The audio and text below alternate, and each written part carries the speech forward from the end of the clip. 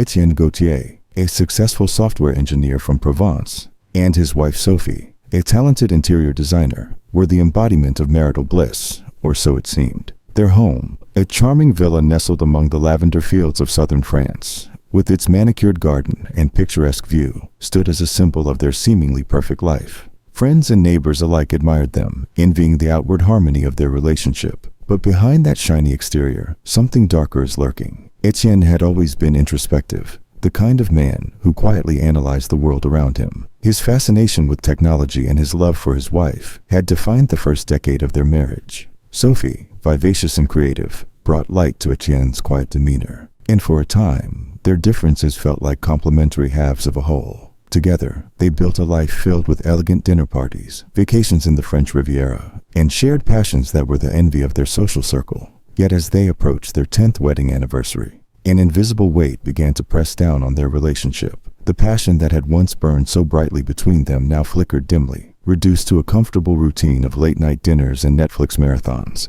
What had once been spontaneous and exciting had become predictable. Etienne's dissatisfaction grew quietly at first, unnoticed even by himself. But as the months passed, he found himself increasingly distracted, retreating into the digital world where his restlessness could find an outlet. Late at night, while Sophie slept, Etienne would sit in his office, scrolling through forums and chat rooms that discussed ways to bring excitement back into a marriage. It was there, in the dim glow of his computer screen, that Etienne stumbled across something that would change everything: a community dedicated to alternative sexual lifestyles. What began as a harmless curiosity about how other couples spiced up their love lives soon spiraled into a fixation on one particular fantasy that ignited a strange and powerful desire within him. The concept of cuckolding, the idea of watching his wife with another man, fascinated Etienne in a way that both thrilled and unnerved him. At first, he pushed the idea away, dismissing it as a fleeting fantasy, something too dangerous and too strange to ever mention to Sophie. But the more he tried to suppress it,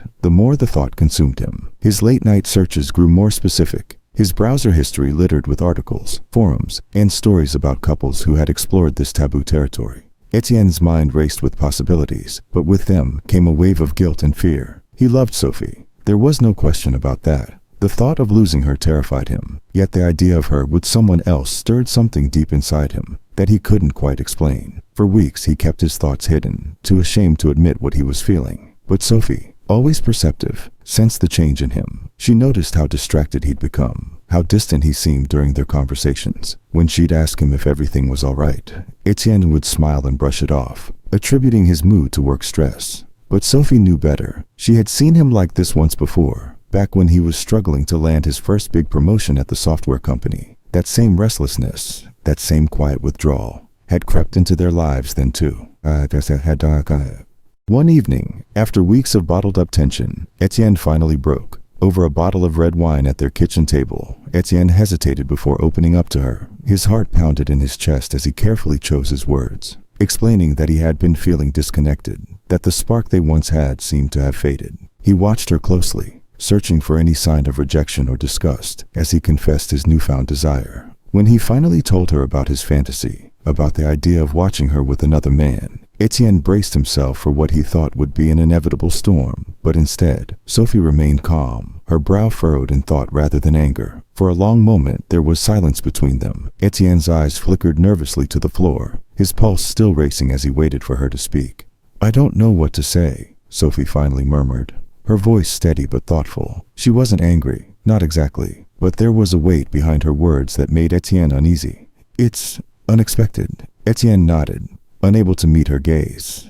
"Do you think that's what's been missing for you? Is that what you think will make things better between us?" she asked, her tone more curious than accusatory. He exhaled slowly, relieved that she hadn't exploded at him, but still unsure of how to answer. "I don't know," he admitted. "It's not that I want things to change between us, I don't know where this came from." Sophie watched him closely, and after what felt like an eternity, she leaned back in her chair, crossing her arms over her chest. There was a flicker of something in her expression, something Etienne couldn't quite place. Was it intrigue? "I've heard of it before," Sophie said quietly. "It's not something I ever thought about seriously, but I don't know, maybe?" Etienne's heart jumped in his chest. He hadn't expected her to entertain the idea, not really, but here she was, considering it. His mind raced, a mix of excitement and fear washing over him. Could they actually do this? Could they take this leap together? They spent the next few hours talking, tentatively at first, then with more openness as the wine loosened their tongues. By the end of the night, they had agreed to explore the possibility further, setting strict boundaries and making sure they both felt comfortable every step of the way. Neither of them could have imagined that this seemingly harmless conversation would set off a chain of events that would ultimately lead to murder. Over the next few weeks, Etienne and Sophie found themselves discussing the idea more often, tentatively feeling their way around this new dynamic. They laid out clear boundaries, rules to ensure that their relationship remained intact. They agreed that everything would be done together, that nothing would happen without full consent. It was all about trust, Etienne reassured himself. And they trusted each other, but finding the right person to bring into their lives was more challenging than they had anticipated. That is, until Sophie met Luc Fournier. Luc was everything Etienne wasn't: charismatic, charming, and sophisticated. He was an art gallery owner in Avignon, someone who moved effortlessly through high society. His name often mentioned in local newspapers. Sophie met him at a charity event, where his sharp wit and magnetic presence had immediately drawn her in. By the end of the evening, they had exchanged contact information, ostensibly to discuss future collaborations between his gallery and her design firm. But there was something else there, an unspoken chemistry that neither could ignore. When Sophie told Etienne about Luc, his initial reaction was one of surprise, followed by a strange sense of excitement. Luc seemed like the perfect candidate, discreet, successful, and attractive. He trusted Sophie's judgment and encouraged her to explore the connection further. A few weeks later, Sophie and Luc had met several times for coffee, each meeting growing slightly more flirtatious. Sophie would return home, recounting the details of their encounters to Etienne, watching his reaction closely. Each time, Etienne felt the familiar mix of excitement and nervousness, but he pushed down his doubts, convincing himself that this was exactly what they needed. Finally, one evening, after a particularly flirtatious meeting, Sophie broached the subject with Luc. She told him about her and Etienne's interest in exploring a new dynamic, carefully gauging his reaction. To her surprise and relief, Luc was intrigued. "I've been involved in arrangements like that before," Luc admitted with a casual smile. "It's all about trust and boundaries." With Luc on board, the stage was set, but neither Sophie nor Etienne could have predicted the dark path they were about to walk down. Sophie and Etienne's decision to explore the boundaries of their relationship began to take shape as their encounters with Luc Fournier increased in frequency. What started as harmless flirtation had transformed into something more real, more visceral. Luc became a constant presence in their lives, and with each meeting, the lines between fantasy and reality blurred. The first encounter took place on a balmy summer night. The air outside was thick with the scent of blooming lavender, and the soft hum of the cicadas provided a serene backdrop to what would soon become a night of turmoil. Etienne and Sophie had planned every detail meticulously. They had rehearsed the scenarios in their minds, carefully ensuring that they stayed within the boundaries they had set. But as the evening unfolded, it became clear that no amount of planning could prepare them for the emotional storm that was about to hit. Luc arrived at their home, his confident smile masking the tension beneath the surface. Sophie greeted him warmly, her heart racing as she felt the weight of Etienne's gaze on her. Etienne, meanwhile, watched the scene unfold with a mixture of anticipation and fear. His carefully constructed fantasy was about to become a reality, and for the first time, he questioned whether he was ready for what was to come. The encounter itself was intense, far more so than either Sophie or Etienne had anticipated. As the night progressed, Etienne's emotions oscillated between arousal and jealousy, the two warring within him like opposing forces. The excitement he had once felt was quickly overshadowed by an unsettling sense of loss of control, loss of intimacy, and perhaps most troubling of all, the loss of the unique bond he had shared with Sophie. In that moment, as he watched his wife with another man, Etienne realized that he had set in motion something far beyond his control. In the days following the encounter, Etienne found himself replaying the events of that night in his mind, analyzing every detail, every look, every touch. What had started as a thrilling exploration of a shared fantasy had left him feeling hollow, and for the first time, he wondered if they had made a mistake. Sophie too seemed changed. There was a new distance between them, an unspoken tension that lingered in the air. While they had both agreed that the experience was a positive one, something fundamental had shifted. Their encounters with Luc became more frequent. What had started as a once-in-a-while indulgence soon turned into a regular occurrence. The thrill that Etienne had once felt began to fade, replaced by a growing sense of unease. Luc, with his easy charm and magnetic personality, seemed to fit effortlessly into their lives. And Sophie, who had once been hesitant, now appeared to relish the attention. She began to dress more provocatively, her confidence growing with each encounter. Etienne noticed the changes in her but said nothing, unsure of how to voice his growing discomfort. Outside of their arranged meetings, Luc became a more prominent figure in their social circle. He would accompany Sophie to art exhibitions and charity events, often at Etienne's suggestion. The three of them were frequently seen together, their dynamic raising eyebrows among friends and acquaintances. To the outside world, they were a close-knit group, but beneath the surface, tension simmered. Etienne's jealousy grew quietly, festering beneath the surface of his calm exterior. He had once thought he could control the situation, that the boundaries they had set would protect their marriage. But the more time Sophie spent with Luc, the more Etienne felt himself slipping. He began to question her loyalty, her commitment to their relationship, and most of all, her feelings for him. Every time she laughed at one of Luc's jokes, every time she touched his arm, Etienne felt a small piece of their relationship crumble. Despite his growing unease, Etienne refused to confront Sophie. He convinced himself that he was overreacting, that his jealousy was unfounded. After all, this had been his idea, hadn't it? He had been the one to suggest they explore this fantasy. He had been the one to set the wheels in motion. But as the weeks passed, his internal struggle became harder to ignore. He started staying up late again, his mind racing with thoughts he couldn't control. He began to notice subtle changes in Sophie's behavior. She was more distant with him, her once affectionate nature replaced by a cool detachment. She spent more time with Luc,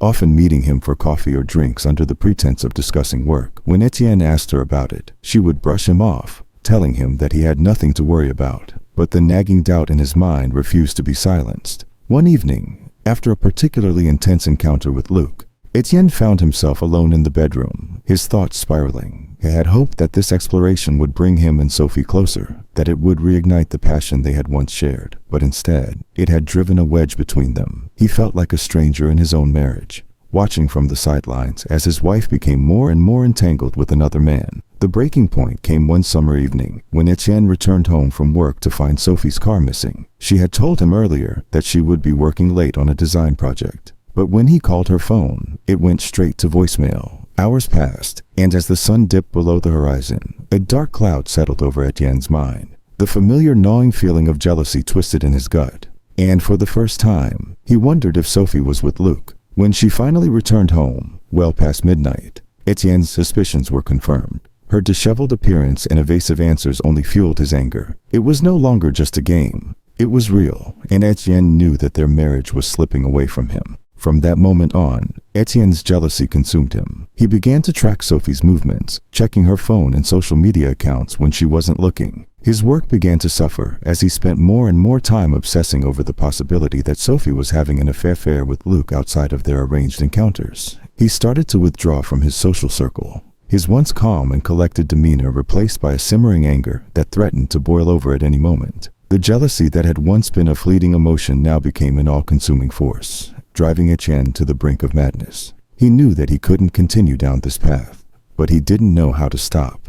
The fantasy that had once excited him now felt like a prison, trapping him in a cycle of doubt and suspicion. As the weeks wore on, the tension between Etienne and Sophie reached a breaking point. Their once happy home had become a battlefield, with unspoken resentments and unresolved emotions simmering beneath the surface. The thrill of their encounters with Luc had long since faded, replaced by a cold, distant reality that neither of them could escape. Etienne's mental state deteriorated rapidly in the weeks following that fateful summer evening. The distance between him and Sophie was no longer something he could ignore or rationalize away. The thrill he had once felt in their shared exploration had dissolved, leaving only a bitter resentment that gnawed at him every waking moment. His thoughts became increasingly dark, his every action clouded by suspicion and anger. He started waking up in the middle of the night, drenched in sweat, his mind racing with thoughts of Sophie and Luc. He imagined them together, in places far away from their house, laughing at his expense, sharing private moments that had once belonged to him alone. The more he tried to push these thoughts away, the more vivid they became, until they consumed him entirely. He spent hours at his desk, pretending to work, but his mind was elsewhere,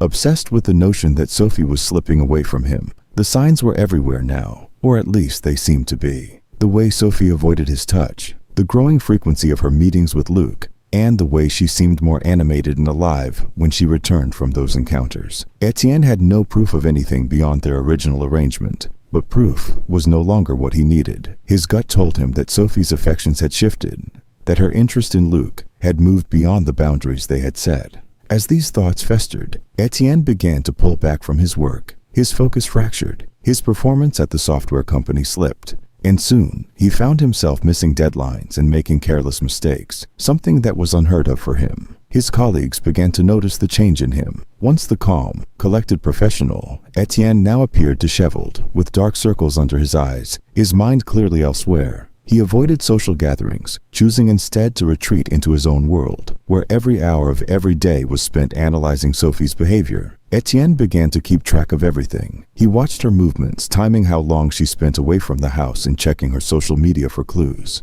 He started to notice patterns. Long lunches that stretched into the late afternoon, weekend trips to galleries that coincided with Luc's schedule, and unexplained absences that she never offered to explain. With each new discovery, his paranoia deepened. It wasn't long before he started checking her phone, waiting until she was asleep or in the shower, to scroll through her messages and call history. Most of the time, there was nothing there, just the mundane exchanges of everyday life. But on a few occasions, he saw messages from Luc. They were never incriminating, never overtly suspicious, but they were enough to fuel the fire of Etienne's jealousy. He convinced himself that there was more going on than Sophie was willing to admit, that she was hiding something from him. His obsession with Sophie and Luc reached its peak one evening when he returned home early from work. The house was quiet, and Sophie was nowhere to be found. She had mentioned a meeting with a client earlier in the day, but something about her tone had set off alarm bells in Etienne's mind. He tried to brush it off, but as the hours ticked by and she didn't return, his anxiety grew. He paced the house, checking his phone for messages, but there were none. Every passing minute felt like an eternity, and with each one, his mind conjured images of Sophie and Luc together, laughing at him, betraying him. When Sophie finally arrived home, late and looking disheveled, Etienne felt his stomach drop. Her explanations were vague, her excuses thin. She avoided eye contact, and her usually confident demeanor seemed off. He wanted to confront her, to demand answers, but something stopped him. Instead, he watched her, his mind racing with thoughts of betrayal. That night, as she slept beside him, Etienne lay awake, staring at the ceiling, his mind spiraling further into paranoia. The days that followed were no better. Etienne's thoughts turned darker, more violent. He began to imagine scenarios where he confronted Luc, where he took matters into his own hands. The wrench from the garage, a tool he had used countless times for household repairs, suddenly took on a new significance. He found himself holding it, feeling its weight in his hand, imagining what it would feel like to use it against the man he had once invited into his life. The thought terrified him, but it also gave him a strange sense of power, a feeling that he hadn't experienced in weeks. Etienne's behavior grew increasingly erratic. He became more withdrawn, spending hours alone in the garage, nursing a bottle of whiskey and contemplating the wrench in his hand. His once orderly life had descended into chaos, and he felt powerless to stop it. He no longer trusted Sophie, no longer believed in the boundaries they had set. He was convinced that she had fallen in love with Luc, that their affair had moved beyond the confines of their original agreement. One evening, as Etienne sat in the garage, the wrench in his lap, he made a decision. He couldn't let this continue. He couldn't allow Luc to take Sophie from him. The fantasy they had created had spiraled out of control, and the only way to regain control was to confront the man who had come between them. Etienne stood, the wrench clutched tightly in his hand, and left the house. As he drove toward Luc's gallery, Etienne's mind was a blur of anger and fear. He didn't have a plan. He didn't need one. All he knew was that he needed to end this, to put an end to the torment that had consumed him. The streets were quiet as he pulled up outside the gallery, his heart pounding in his chest. He watched as Luc emerged from the building, locking the doors behind him. The sight of the man, so calm, so confident, filled Etienne with a rage he had never known. Without thinking, Etienne approached Luc, the wrench concealed in his coat. His hands were trembling, his vision blurred by the alcohol and the adrenaline coursing through his veins. Luc turned, surprised to see Etienne there. But before he could say anything, Etienne swung the wrench with all his strength. The impact was immediate, sending Luc stumbling back against the gallery door. Etienne's mind went blank as he continued to swing, each blow fueled by months of jealousy, anger, and fear. By the time it was over, Luc lay motionless on the ground, his body crumpled in the alley behind the gallery. The wrench, slick with blood, slipped from Etienne's hand, clattering to the ground. As the adrenaline began to fade, the reality of what he had done settled over Etienne like a heavy weight. He stared down at Luc's lifeless body, his mind struggling to comprehend what had just happened. He had killed a man. He had destroyed everything. Panic set in. Etienne dragged Luc's body behind a dumpster, wiping down the door handles and anything else he had touched. He stumbled back to his car, his hands shaking uncontrollably as he drove home, his mind racing. The storm that had been building for months had finally broken, and now Etienne was left to deal with the aftermath. Etienne Gautier's mind was racing as he returned home that fateful night, the weight of what he had done pressing down on him like a suffocating blanket. Luc Fournier's lifeless body was hidden behind the gallery, but Etienne knew it wouldn't stay concealed for long. The image of Luc's bloodied face and the wrench slipping from his hand replayed in Etienne's mind over and over. But now, the task at hand was survival. He needed to cover his tracks, and he needed to do it fast. Etienne had always been meticulous, and he believed his technical mind would help him devise a way out of the situation. The first step was eliminating any trace of his involvement. He needed to ensure that the police wouldn't connect him to Luc's murder, and to do that, he had to think ahead of them. The blood-stained wrench was his first priority, but the evidence didn't end there. In the early hours of the morning, Etienne drove back to the scene of the crime. It was a risky move, but it was necessary. He had to retrieve the wrench. The streets were empty, bathed in the pale glow of the streetlights, as Etienne navigated the narrow roads of the small town. When he reached the alley behind the gallery, he moved quickly, retrieving the wrench and placing it in a plastic bag. His heart raced with the fear of being seen, but he remained focused. He returned home with the wrench carefully concealed and immediately set about scrubbing every inch of it clean, careful not to leave behind even the faintest trace of blood.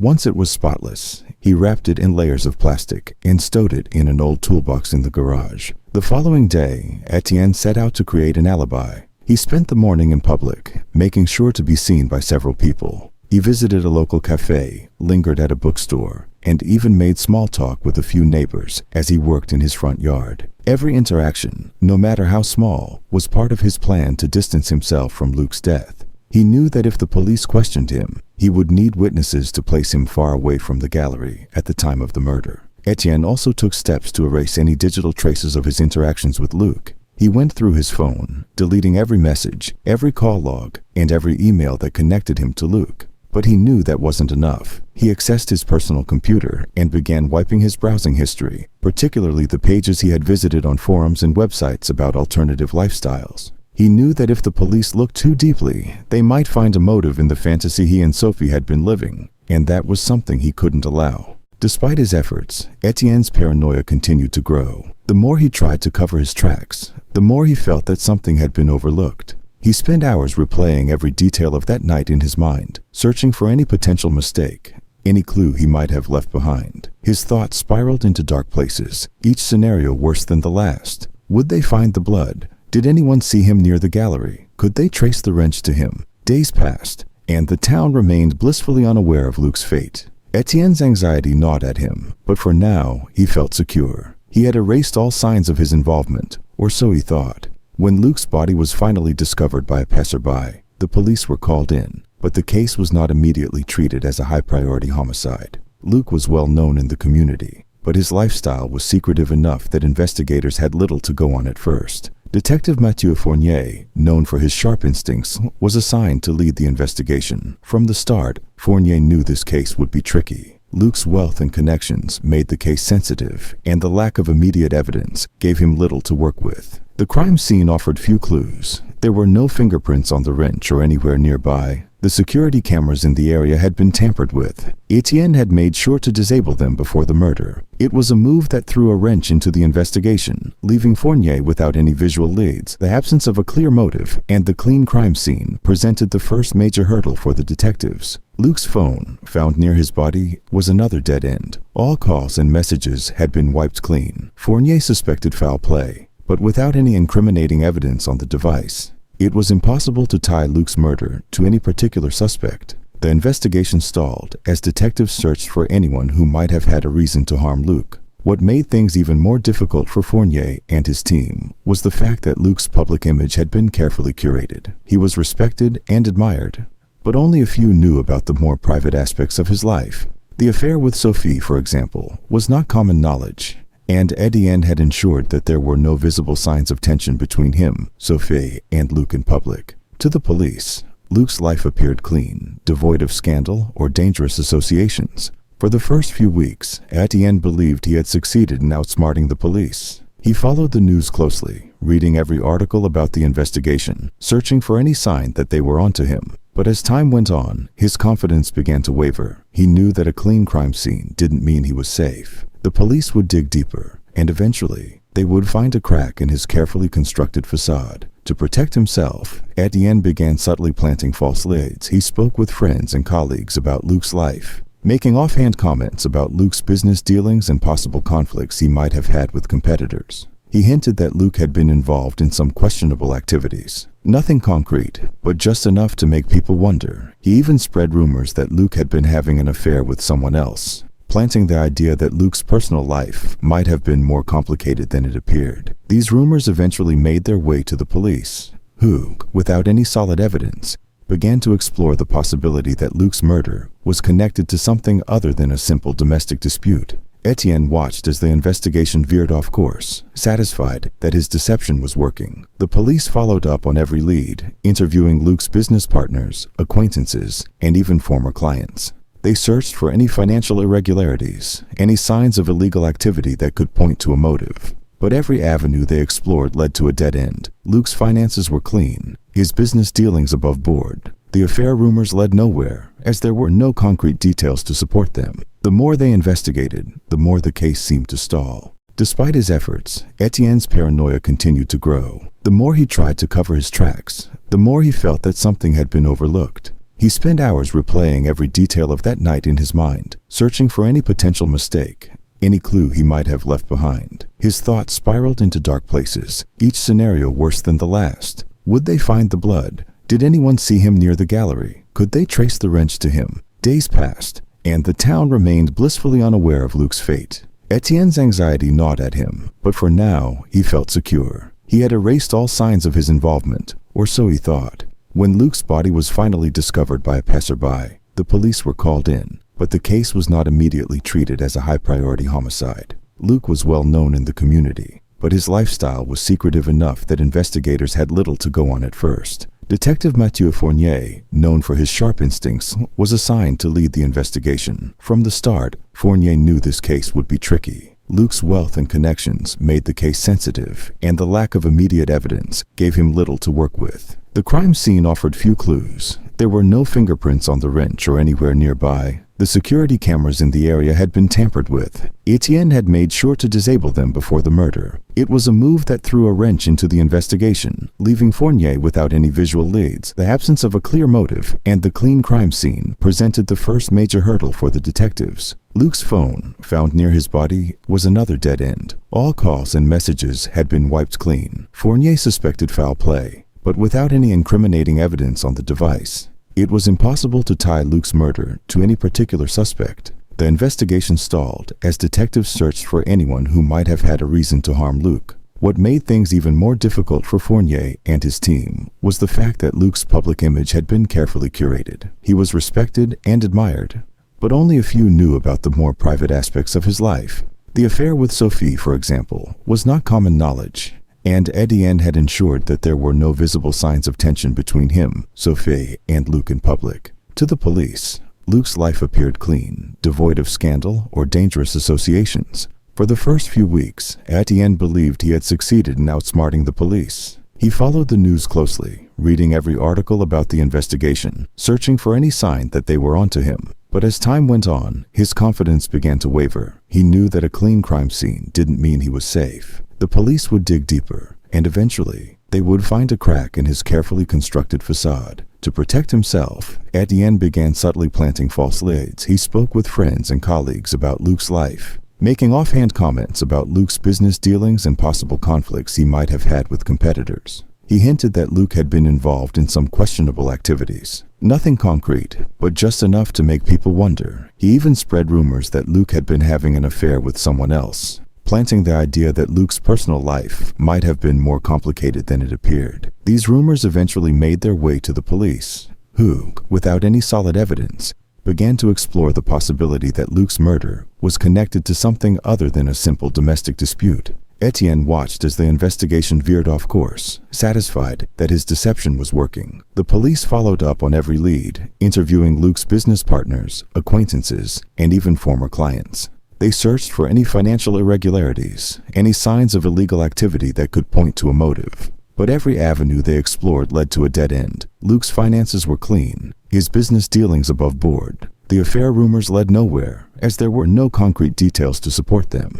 The more they investigated, the more the case seemed to stall. Etienne, meanwhile, maintained his alibi. When questioned by the police, he calmly recounted his movements on the day of the murder, his story aligning perfectly with the witnesses who had seen him at the café and in his yard. He expressed shock and sadness at Luc's death, playing the role of the grieving friend with ease. To Detective Fournier, Etienne seemed genuine, his emotions in line with someone who had lost a close friend. There was no reason to suspect him, and with no physical evidence linking him to the crime, Etienne remained free from suspicion. Despite the police's lack of progress, Etienne couldn't shake the feeling that his luck would eventually run out. The investigation might be stalled, but that didn't mean it was over. Fournier was a seasoned detective, and Etienne knew that he wouldn't give up easily. Every time the phone rang, Etienne's heart raced, expecting it to be the police with new evidence. Every knock at the door sent a wave of panic through him, fearing that they had finally found something he had missed. At night,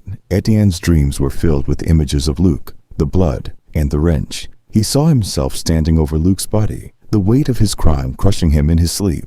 The guilt was overwhelming, but there was no one he could talk to, no one he could confide in. Sophie remained unaware of the full extent of what had happened, and every day that passed, Etienne became more and more isolated in his fear. The pressure built until Etienne could barely function. He went through the motions of daily life, but his mind was consumed with the constant fear of being discovered. He tried to convince himself that the police had nothing on him, that he had outsmarted them, but deep down, he knew that the truth would eventually come to light. The investigation might have been difficult for the police, but Etienne's own guilt was an even more formidable enemy. Etienne Gauthier's world continued to crumble, bit by bit, as the investigation dragged on. What he had once viewed as a simple crime of passion, a way to eliminate Luc from his and Sophie's lives, was rapidly evolving into something far more complex. The police, though stymied by the lack of physical evidence, had not given up. Detective Mathieu Fournier was methodical, tireless in his pursuit of the truth.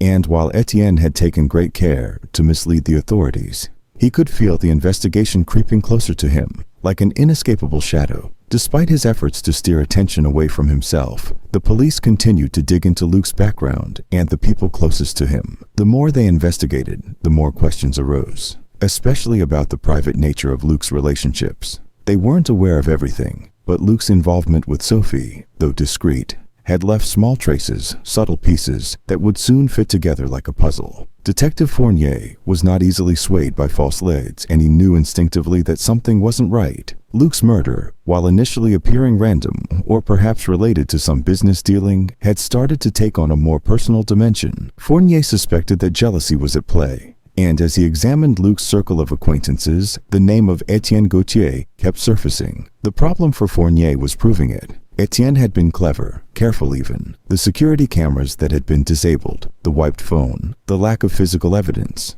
everything pointed to someone who knew how to cover their tracks. But Fournier knew that there were always cracks in even the most carefully laid plans. He just had to find them. The wrench, the very tool that had ended Luc's life, remained the key to the entire case. Forensics had been unable to extract anything definitive from it, but Fournier had a hunch that Etienne's connection to Sophie was more than just a friendship. He began tracing Etienne's movements in the days leading up to the murder, compiling reports, analyzing alibis, and studying every detail of his life with Sophie. He looked for inconsistencies, for even the smallest slip-up, knowing that if he dug deep enough, he would eventually find something. As the investigation intensified, Sophie Gauthier began to sense that something was wrong. She had noticed the changes in Etienne long before Luc's death, but now those changes had grown more pronounced. Etienne was more distant than ever, his once calm and controlled demeanor replaced by something colder, something more guarded. He avoided her questions, retreated to the garage more often, and rarely made eye contact. Sophie couldn't shake the feeling that Etienne was hiding something from her.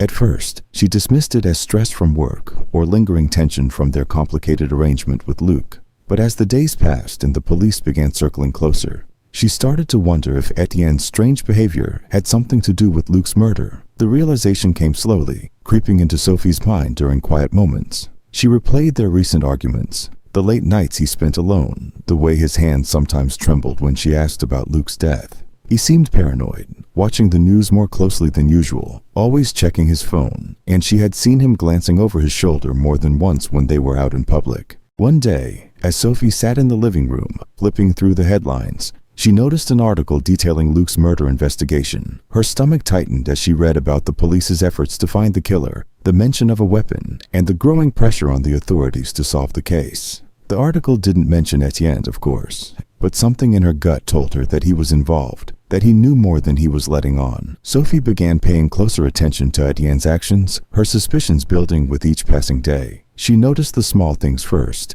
the way he would tense up when the subject of Luc came up, how he always seemed to be on edge whenever the police made an announcement about the investigation. Then there were the more troubling signs, the late-night drives he took without explanation, the way he spent hours in the garage, and the tools he had started to lock away that had once been left out in the open. She didn't know what to do with her suspicions. Etienne had always been her rock, the one constant in her life. But now she found herself wondering if she truly knew the man she had married. The thought that he could have been involved in Luc's death terrified her, but at the same time, it made too much sense. His jealousy, his need to control the situation, it all pointed to something darker than she had ever imagined.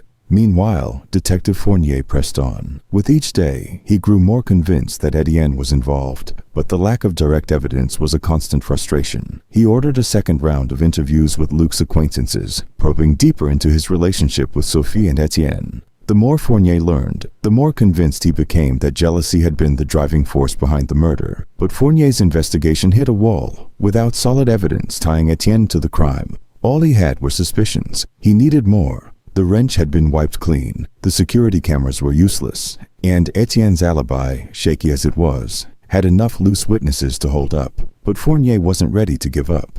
He began to focus on the one person who might be able to provide answers, Sophie. Sophie, however, was a difficult target. She hadn't shown any signs of knowing what had happened, and her statements to the police had been consistent. But Fournier suspected that if anyone could unravel Etienne's carefully constructed web of lies, it would be Sophie. He began watching her, discreetly at first, looking for signs that she might be hiding something. Sophie's behavior in the days following Luc's death had been emotional, but not out of the ordinary for someone who had lost a close friend. But as the investigation dragged on, Fournier noticed a subtle shift in her demeanor. She became more withdrawn, more introspective. He saw her watching Etienne closely, almost as if she, too, was beginning to suspect something. Fournier started piecing together the gaps in the investigation, linking Sophie's growing suspicions with Etienne's increasingly erratic behavior. He knew that it was only a matter of time before Sophie's loyalty to her husband would waver. He could see the doubt in her eyes when she thought no one was watching. Sophie, on the other hand, felt the walls closing in. Every time Etienne looked at her, she wondered if he knew that she was starting to piece things together. Every time the police made another announcement, she felt her heart race, wondering if they would come for Etienne. She started keeping her own secrets, hiding her growing suspicions from him, unsure of how to confront the man she had once trusted above all others. The tension in the Gauthier household was unbearable. Etienne, trapped in his own guilt and fear, felt the weight of the investigation pressing down on him, suffocating him. He tried to maintain the illusion of normalcy, but the cracks were showing. His mind raced constantly, running through every possible outcome, every potential misstep that could lead the police back to him. Sophie, meanwhile, was unraveling the truth in silence.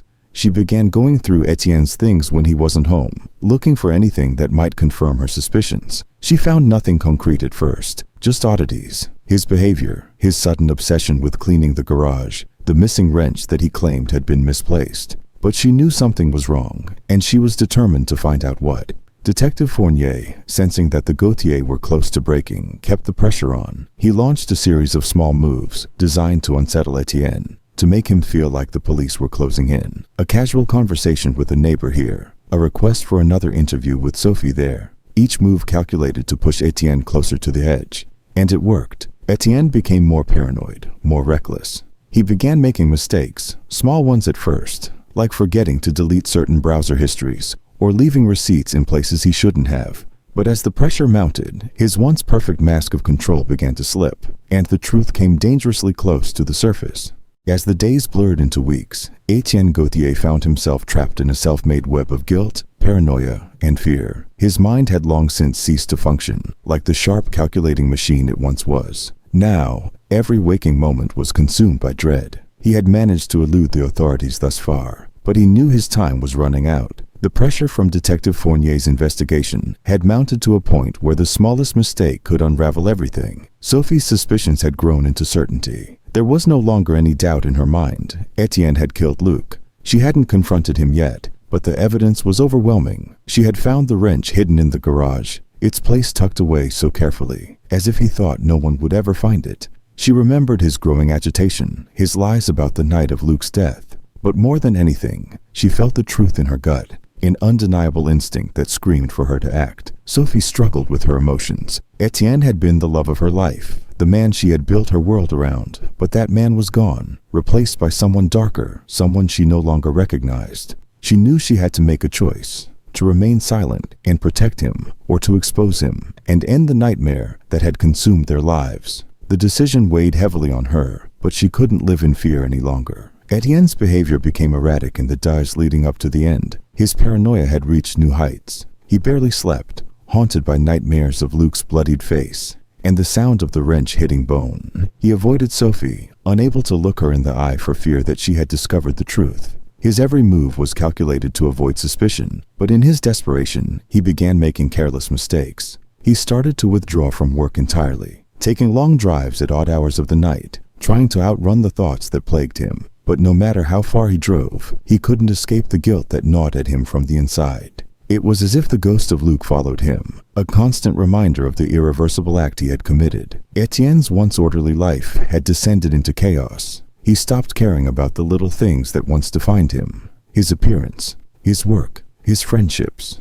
He lived in a state of constant anxiety, waiting for the moment when everything would come crashing down. Sophie, on the other hand, had come to a breaking point. She couldn't stand living with the truth any longer. The guilt of knowing what Etienne had done weighed on her as heavily as the crime itself. She knew that confronting him would change everything, but she couldn't keep silent. The man she had loved was gone, replaced by a monster she could no longer protect. One evening, after days of careful consideration, Sophie made her decision. She packed a small bag with essentials, leaving the house quietly while Etienne was out on one of his late-night drives. She had already contacted the police, giving them everything they needed: her suspicions, the location of the wrench, and all the lies Etienne had told her in the weeks following Luc's death. Detective Fournier had been waiting for this moment, knowing that Sophie's cooperation would be the key to cracking the case. When Etienne returned home, he found the house dark and empty. Sophie was gone, and there was a note left on the kitchen table, short and to the point. She knew everything. The police were on their way. It was over. Etienne stood frozen in the kitchen, his mind racing. The walls seemed to close in on him as the reality of his situation hit. There was no escaping now. Sophie had betrayed him. The one person he thought would stand by him had turned him in, and now the truth would come to light. He felt a wave of anger and desperation rise within him, but it was quickly overshadowed by a crushing sense of defeat. As the sound of sirens approached in the distance, Etienne knew there was no way out. He couldn't run. He couldn't hide. The life he had built, the lies he had told, had all come crumbling down. The police arrived minutes later, led by Detective Fournier, who had been waiting for this moment since the investigation began. They found Etienne sitting at the kitchen table, his head in his hands, defeated and broken. He offered no resistance as they placed him in handcuffs, his eyes vacant, as if all the fight had left him. Fournier watched as Etienne was led away, his mind already turning to the trial that would follow. The case had been long and difficult, but in the end, the truth had prevailed. Sophie's testimony, along with the wrench and the evidence Fournier's team had gathered, would be more than enough to convict Etienne of murder. As the police processed the scene, Fournier took a moment to reflect. Etienne had been a man driven by jealousy, by an obsession that had spiraled out of control. His attempt to control his wife, to control the narrative of their lives, had led him down a path from which there was no return. Etienne's trial was swift and sensational. His confession, along with Sophie's testimony, sealed his fate. The media portrayed him as a man consumed by jealousy, a once brilliant mind destroyed by his own insecurities. His obsession with control had led him to commit an act of violence that would haunt him for the rest of his life. The court found him guilty of second-degree murder, and he was sentenced to life in prison. Sophie, who had stood by him for years, filed for divorce soon after his arrest, distancing herself from the life they had once shared. She sold the house and left Provence, starting a new life far from the memories of what had happened. Etienne, now alone in his prison cell, had nothing but time to reflect on the choices he had made. The fantasy that had once excited him had turned into a nightmare that had consumed him entirely. He thought of Sophie often, wondering if she had ever truly forgiven him, but he knew that forgiveness was something he would never deserve. The life he had once lived was gone, replaced by the cold, hard reality of his crimes. In the end, Etienne was left with nothing but the darkness of his own mind, haunted by the ghost of Luc, and the knowledge that he had destroyed everything he had ever loved.